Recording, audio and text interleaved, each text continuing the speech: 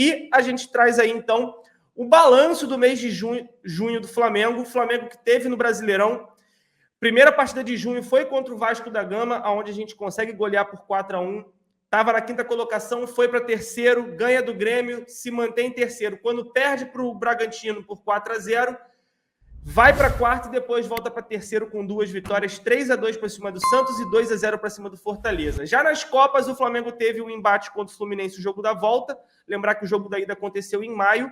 Então o Flamengo vence o Fluminense por 2-0 e vence o Racing e o Alcas na Libertadores.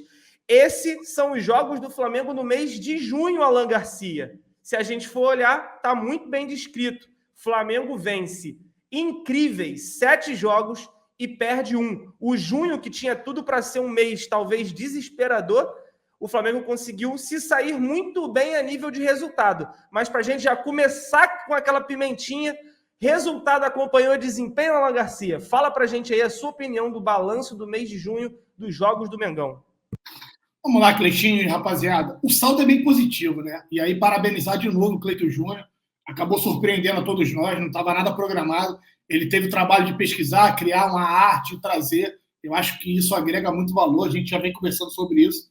E, assim, não dá para a gente ter o nosso menino prodígio, Cleiton Júnior, dedicado 100% ao canal, infelizmente. Se tivéssemos, talvez poderíamos estar em outro patamar.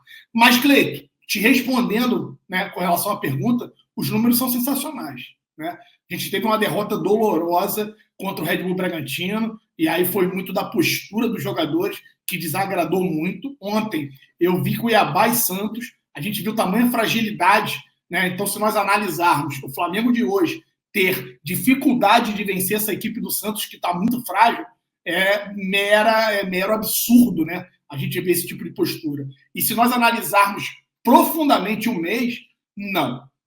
Os resultados não acompanharam o desempenho perto da expectativa que a gente cria. Mas, sim, são fundamentais para trazer uma sustentação, né, para que os resultados venham agora em conjunto do desempenho. Essa é a nossa expectativa. Eu acho que a equipe, né, fisicamente ela está mais forte.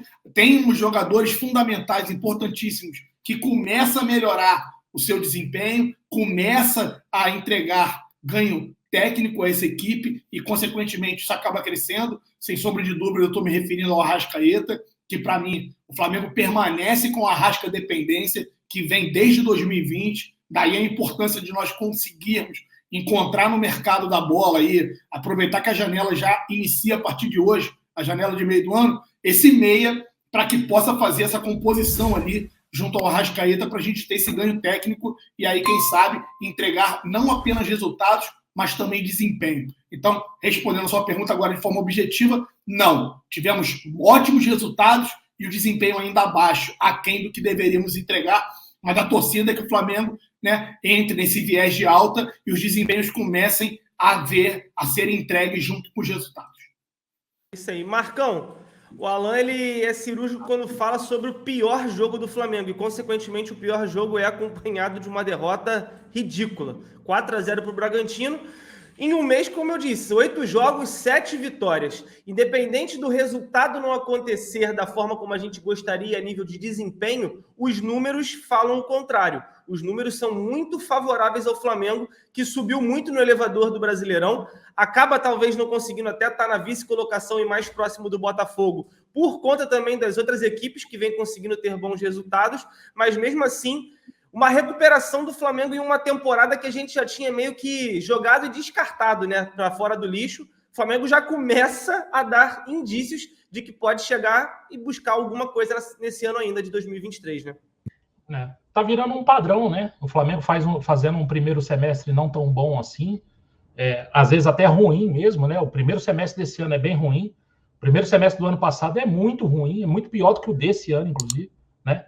E a gente sempre consegue recuperar no segundo semestre, graças a uma janela muito boa, né? O Flamengo fez uma janela boa no ano passado, parece, né? Pelo visto, está fazendo uma boa janela agora também, né? A gente ainda falta alguns jogadores para chegar, mas pelo que já chegou, parece que a gente vai ter um reforço aí. Principalmente tem um reforço que está dentro do clube, que para mim é o Bruno Henrique, que é o maior reforço no ataque do Flamengo, vai ser o Bruno Henrique, né? E aí ter o Alan, né, para entrar aí nesse meio campo e finalmente a gente ter uma produtividade maior no meio.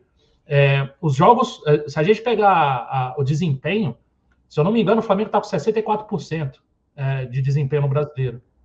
Se eu não me engano, é um desempenho melhor do que 2019 nessa rodada, na rodada 13. O Flamengo tem um desempenho melhor do que 2019. O que a gente contesta, por muitas vezes, é o desempenho no jogo, né? É aquilo que a gente produz para, às vezes, vencer, né? E eu vejo o Flamengo no mês de junho bem inconstante, né? Oscilando demais. O jogo do dia 1º é o jogo do Fluminense, a gente faz um baita jogo, né? Contra o Fluminense. Contra o Vasco, a gente faz outro jogaço, a gente define o jogo ali no primeiro tempo, né? Faz ali os 4 gols. E aí a gente cai, tem um jogo arrastado contra o Racing ali, a gente vence por 2-1, mas é um jogo bem arrastado.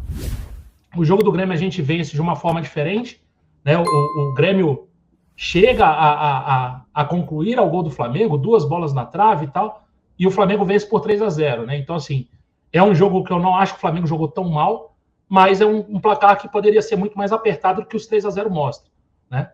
E aí a gente entra na pausa da data FIFA, né? Eu ainda não entendi muito bem o que aconteceu nessa data FIFA. Não sei se o Sampaoli deu um sprint maior na parte física, e aí a gente chega contra o Bragantino com um time mais desgastado, mais cansado. O jogo do Bragantino é um jogo assim que, olha, fazia muito, muito tempo que a gente não viu um jogo tão ruim do Flamengo, né? O Flamengo fez um jogo péssimo. Acho que é o pior jogo do Flamengo, sei lá, de 2019 para cá. Se você tira aquele jogo do Del Valle lá, que a gente levou 5-0 lá na altitude, e ainda tinha o componente da altitude, eu acho que a gente não vai achar um paralelo aí para poder comparar esse jogo com alguma coisa, né? Foi um jogo bem ruim. O jogo do Santos, que é o jogo subsequente, não é um jogo bom também, né? O Flamengo consegue levar 2 gols desse Santos que o Alan falou, né? Que um péssimo jogo contra o Cuiabá. Fazia não sei quantos jogos que o Santos não fazia gol. E aí fez 2 jogos contra o Flamengo. No jogo subsequente, que é o jogo do Cuiabá, ele já não faz gol, né? Já não faz gol de novo, né? E aí a gente pega o Alcas pela Libertadores fazendo um bom jogo, e aí a volta do Bruno Henrique, né? E eu acho que o ressurgimento do Bruno Henrique, apesar do Alcas não ser esse timaço, acho que pelo menos pela questão do Bruno Henrique dá pra gente comemorar, né? E a gente faz um bom jogo contra um bom time, que é o time do Fortaleza, né? Acho que a gente ainda não encontrou esse equilíbrio, então a gente oscila muito, até dentro do próprio jogo, né? O jogo do Fortaleza mesmo, a gente sofre um pênalti meio estranho, o cara perde o pênalti, a gente domina o jogo até o final do primeiro tempo, depois Fortaleza consegue equilibrar, então a gente tem oscilado até mesmo dentro dos jogos. Eu espero que com a janela e com o trabalho do Sampaoli prosseguindo, a gente oscile menos, né? A gente seja um time com características mais marcantes ali, que a gente sabe como vai jogar, sabe como vai fazer. E aí até uma provocação para os amigos, né? Eu não sei. Eu acho que a gente está vencendo com característica diferente o jogo. A gente ficou acostumado àquele time ali do Jorge Jesus, que era um time que trocava muito passe, mas que era muito objetivo também, chegava rápido no ataque, né? O time do Sampaoli, na minha visão, tem vezes que eu perco a paciência com o time do Flamengo, e o Flamengo não perde a paciência. O Flamengo é capaz de trocar a bola chegar no Bruno Henrique e voltar no goleiro. Aconteceu isso com o Fortaleza. Algumas vezes essa bola vai lá na frente e volta. O time não tem essa pressa em definir, né? É muito paciente.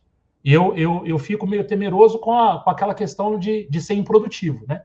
De estar ali e não conseguir criar.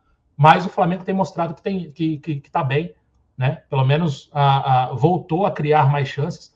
Não é o time que cria em profusão como criava lá atrás, até mesmo o Renato Gaúcho criava mais, o Dorival criava mais, né? Tirando a comparação com o Jorge Jesus, que eu acho que é covardia, né? Outros times criavam mais do que esse time de São Paulo. Acho que isso a gente vai, aos poucos, conseguindo acertar para o time ficar mais criativo.